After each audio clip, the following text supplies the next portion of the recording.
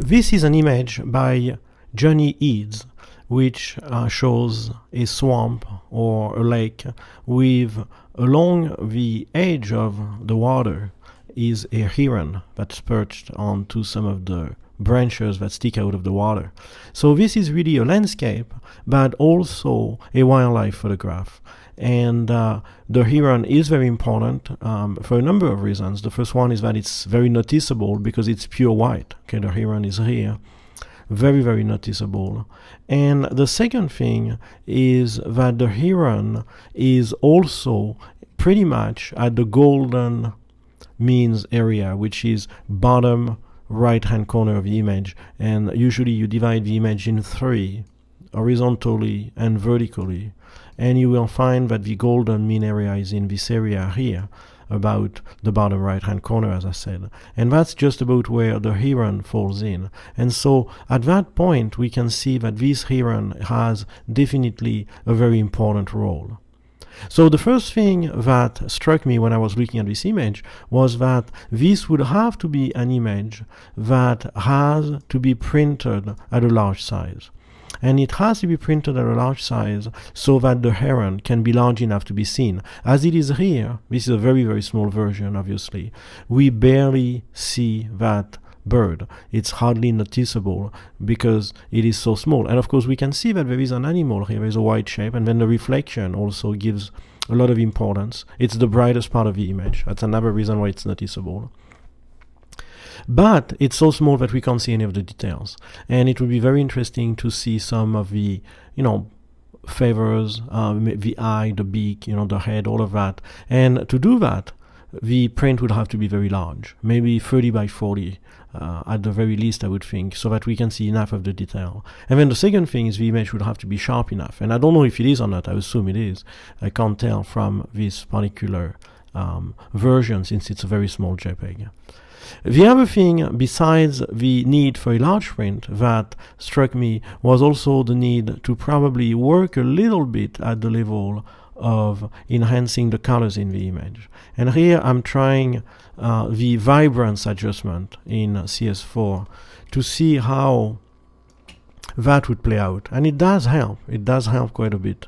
Vibrance is a more sophisticated way of adjusting the saturation than saturation itself, because vibrance saturates the colors that are the least saturated first, while saturation, which we have here, saturates all the colors evenly. And so if you push saturation very, very far, you get oversaturated colors. While with vibrance, even here we're pushing it almost to the maximum, we still don't get oversaturated colors because it's saturating evenly, preferring the colors that have the least amount of saturation. So this is the first thing. The second thing that I think we could do is work on maybe doing an adjustment curve to this photograph. And I'm going to do this off screen so I can do it as good as I can.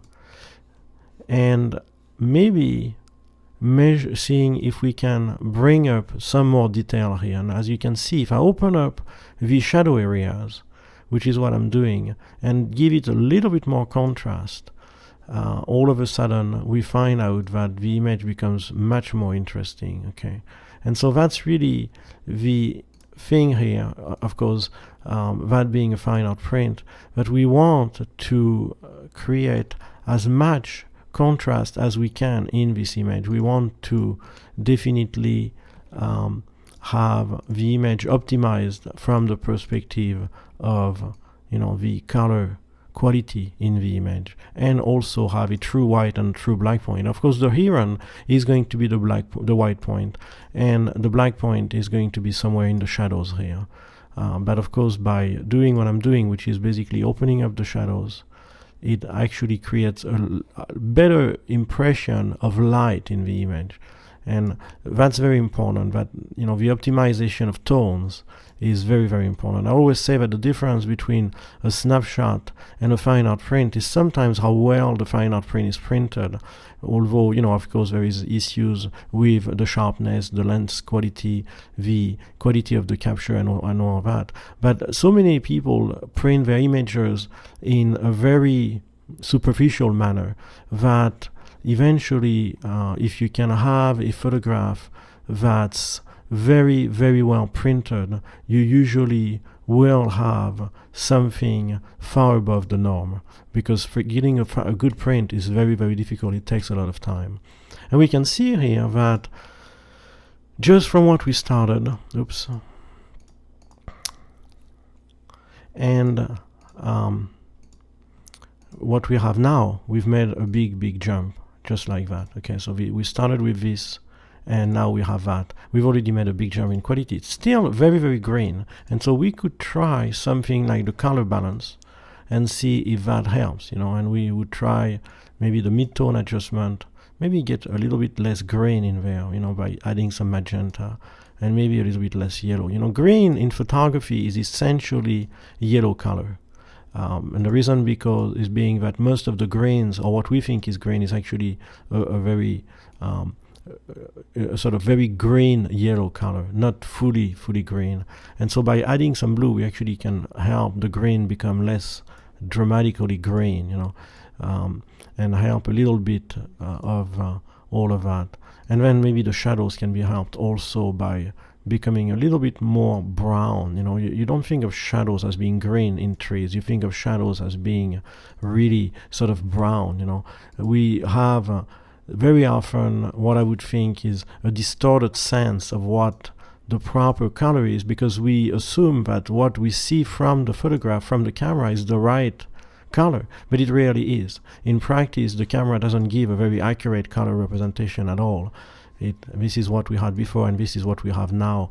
And we can see now that the relief is starting to build up. We have more contrast in the image. We have more depth. If you look at this before, it's very flat, very muddy. Now we have more depth in the image. The reflections are better. We can see that there is trees in the front and trees behind, so that we have actually depth in the image. Well, here it sort of was all flat. Finally, one thing we could do is another curve layer, targeting the gray point to this tree here, which seems to be a very, very good place to have a true gray point, because it's a gray trunk, and it doesn't make all that much difference, but it makes a little bit of difference. Here it actually brings it a little bit warmer than what I had here. And then finally, the last thing that we could try would be to do a little bit of shadow highlight. I'm going to duplicate the background, and then use my action palette to do a little bit of shadow highlight. Shadow highlight is here. I'm going to put it outside of the image so you can see the image as I work, and then open up the shadows a little bit more. Okay, not dramatically more, but just a little bit.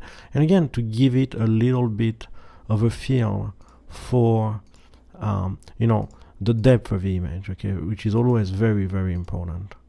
Have as much depth in this image as we can. And we can see how here it's opening up these shadows, but not so much that we now have a totally flat image, but just enough that, and these are the shadow highlights control that I've done, just enough that we can have a better view of the shadow areas and what's happening in the shadows. So this is what we had at first, when we first opened the image, and this is what we have now, a much richer image. All of a sudden, it's not just the heron that's interesting, it's also these trees on the left. I'm going to pull the palettes off. It's those trees on the right, it's the shadows. A whole world has opened up. This image was very dark and did not have enough contrast, had the wrong color balance, and all of these things. And we could keep pushing that and get probably an even better print. But the idea here is really to continue working on the image until we have something that is truly interesting. I'm trying to blow it up as much as I can here, so we can see it as big as we can. Like here we go. That's something that as interesting as we can, because it's going to be a big print, and in a big print we really have to have very good tonal separation. Not that we shouldn't have it in a small print, but it's going to be more visible in a big print. The larger the print, the more we're going to see all of the colors, the more we're going to see all of the contrast, and the more we're going to want to have as much information, as much sophistication in all of these tones. So a very good photograph as far as the composition is concerned. I see nothing to remove or to add, but a photograph that A, needs to be printed large in order for the heron to stand out, or the bird to stand out, whatever the bird might be, and B, an image in which color correction, contrast correction, tonal adjustment, all of that are very, very important, because there needs to be more interest in a photograph than just this heron. It has to be about the trees. Otherwise, if it wasn't about the trees, we could just crop it to this and say, well, it's a photograph about a heron. But here it's a photograph about a heron along a river or a lake that's bordered by trees and with reflection. So there's much more than just the bird. So these are my suggestions to make this image as strong as we can from a composition perspective, keeping in mind that tones, contrast, color palette, all of that is part of composition, because adjusting all of these transforms the way we perceive the image. And the way I look at composition personally is as a field in which anything that has a visual effect on the image, a visual consequence on the image, is becoming part of composition. So anything that we can do, such as adjusting color and contrast and tonal arrangement and color palette, has an effect on the image, therefore it is part of composition.